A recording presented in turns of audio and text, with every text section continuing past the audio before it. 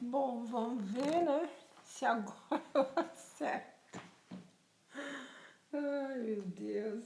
Eu tava a câmera muito próxima, só vi depois, quando terminou a filmagem. Mais uma vez, ainda bem que esse vídeo é curto, então eu vou falar hoje para vocês sobre a poder da paciência, que em vez de escolher uma ferramenta determinada, eu sempre vou alternar. Uma live, né? Na semana eu faço sobre a ferramenta, a outra live eu faço sobre o poder da paciência. A paciência é fundamental em tudo. O único lugar que não se deve ter paciência é com corrupção, deslealdade, mentira. Em todas as situações aí não cabe a paciência, né? Nessas situações a gente tem mais é que cortar ou se afastar da situação. Enfim, hoje a história é do livro O Poder da Paciência, da Mary Jane Ryan, uma coach americana. E esse, como ela mesma falou, é um dos poucos livros que não fala só sobre paciência, mas dá exemplos concretos, né, práticos na vida sobre a paciência. E no final dele existe, acho que umas 20 situações em que você pode treinar isso. Enfim, hoje ela vai contar a história de que existe, não há só um caminho na vida, não há só existem vários modos de se executar e de se ver a mesma situação. E ela então conta a história, né? E o começo do livro, todo o começo do texto, aliás, não do livro, do texto que ela coloca, existe uma frase-chave. E a frase do começo desse texto é muito simples e muito objetiva também. A palavra, a paciência é algo que você admira no motorista que está atrás, mas não no que está na frente. É de Bill McGlashan, né? Essa visão bem cheia de sabedoria, né? A gente adora quando o outro tem paciência com a gente, mas quando depende de nós mesmos termos a paciência, a coisa muda de figura. E eu falo isso com uma profunda consciência da experiência que eu já passei na vida. E eu cresci, acho que como muitas pessoas que vão ver esse vídeo, e muitas pessoas na vida crescem vendo os genitores nunca entrarem em acordo, principalmente quando você é o terceiro ou quarto filho, que a paciência deles já voou longe. E não tem um cristão que faça um se colocar no lugar do outro. Eu vivi isso desde pequena por anos. E essa situação me fez desenvolver a paciência de um jeito exagerado, que hoje eu preciso aprender a cortar o excesso de paciência, que muitas vezes tem ocasionado o meu relacionamento com o outro ser abusivo da parte do outro, por eu não saber cortar esse limite de paciência que eu tenho, né? Todos nós temos. E a gente precisa ter bem claro isso, né? E por que eu faço isso? Porque eu não podia mudar o que eu via, mas por que o outro não pode abrir mão e ver que o outro também está certo? Eu cresci sem poder mudar essa situação. E isso fez com que eu fizesse comigo. O que eu não pude fazer com o outro, eu fiz comigo, só que desenvolvendo de uma forma exageradamente. A paciência, aceitar a paciência até onde nem eu suporto. E isso está errado também.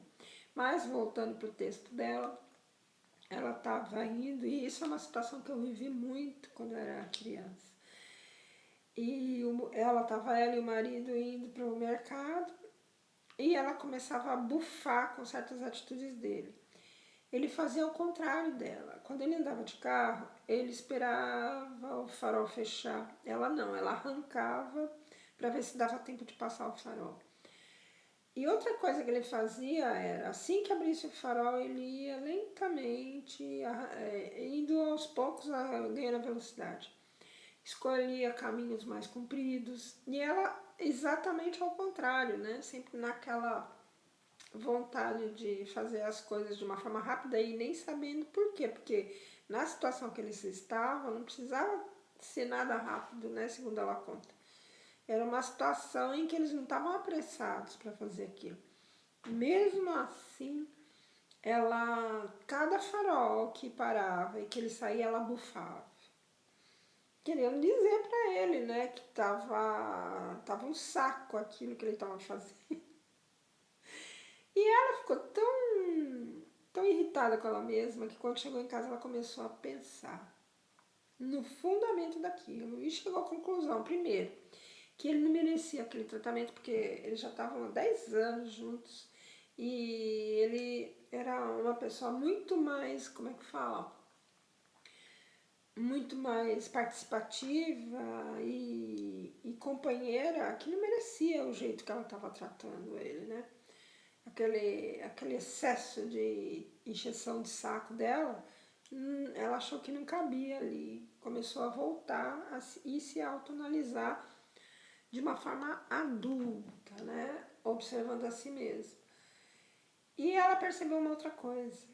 O senso crítico dela batendo na porta, como se todas as pessoas à volta tivessem que ver as coisas do jeito dela.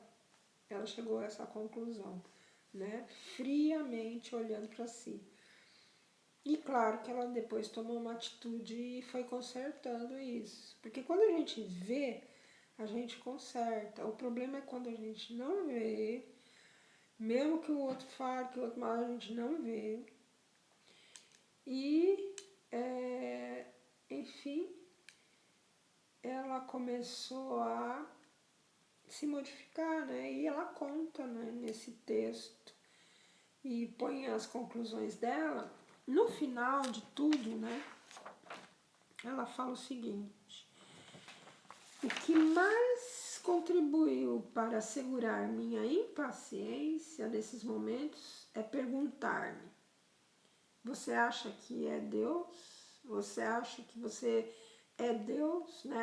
Ela se perguntar para ela. Isso me faz lembrar que não sou infalível. E me ajuda a acertar o passo de dança com meu parceiro, né? Ela coloca que o relacionamento é uma dança, né? A dança do dar e receber, que retrata a verdadeira relação de amor. Então, ela diz também, né, que quando a gente consegue perceber que a gente é racional, e que as pessoas ao redor de nós, elas são diferentes, não existe ninguém igual ao outro, ninguém. E graças a Deus que é assim, porque essa diversidade faz com que nós aprendamos, com que nós não achemos tudo um saco. Já pensou todo mundo igualzinho? Que insuportável que seria o mundo. E que essa maneira do outro ver de forma diferente é que é especial. Eu particularmente acho a voz dos afrodescendentes maravilhosa, completamente diferente, maravilhosa. Ela é quente, né? Ela é robusta. E o jeito de dançar, a ginga que um afrodescendente tem, não tem nenhuma outra raça. Isso não é bárbaro, eu acho bárbaro isso. Por isso que às vezes eu ponho a coreógrafa da Bélgica, né? Afrodescendente, adoro ela, esqueci o nome dela agora, mas até semana passada eu coloquei. Amo essa diversidade de raças, de línguas, isso tudo é muito interessante. E eu lembro no meu relacionamento que Eu nunca fui dessa forma, assim, de ficar, depois de 10 anos, me irritar com um certo comportamento, porque eu, de tanto ver as pessoas se irritarem umas com as outras, eu desenvolvi isso. Já que eu não posso fazer, arrumar eles dois ali, eu mudar, né? Eu não quero ser assim, tá errado, né? Eu querer fazer as coisas só do meu jeito. Porque eu vi o jeito dos dois, e o jeito dos dois estava certo. E aí serviu para eu modificar a visão dentro de mim.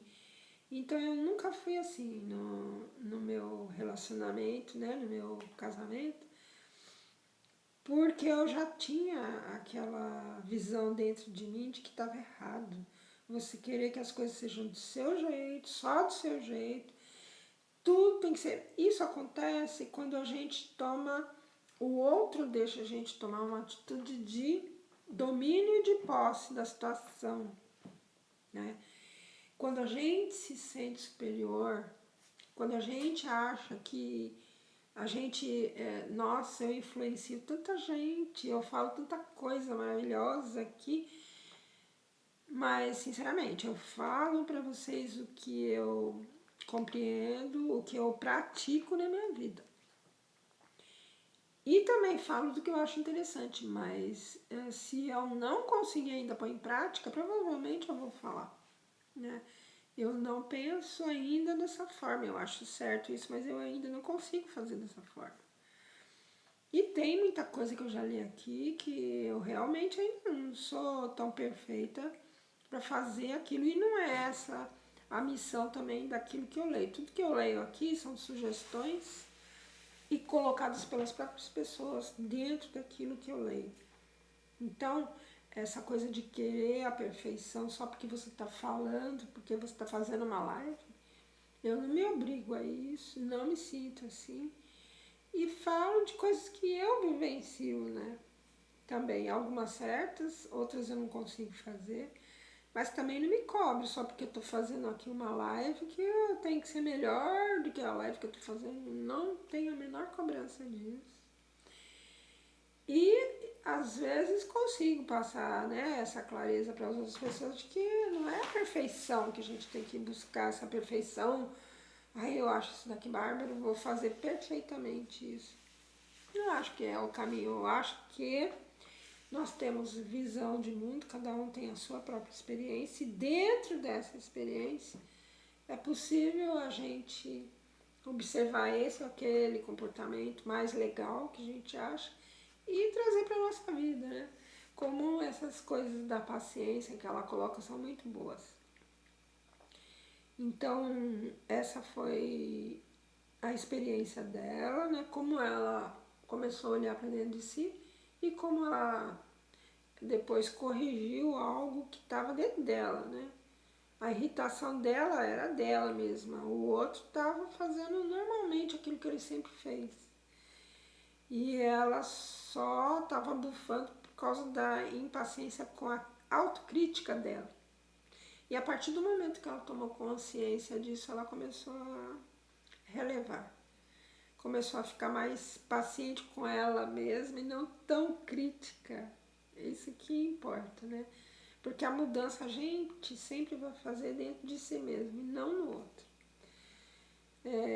Nós sempre vamos caminhar conosco mesmo. Uma hora a gente parte para uma outra dimensão sozinha. Depois a gente volta para cá sozinha. E a gente vai se relacionando com as pessoas, vai aprendendo. Mas se a gente reparar mesmo, a nossa evolução é a gente com a gente mesmo. E com Deus nos dando o caminho quando nós nos perdemos. Com Deus nos mostrando qual é a melhor caminho e se a gente tem que mudar esse caminho, né? Então, espero que vocês tenham gostado e até quinta na live sobre a mediunidade para os sensitivos, para os médiuns. Até quinta, então. Esse agora acho que deu certo.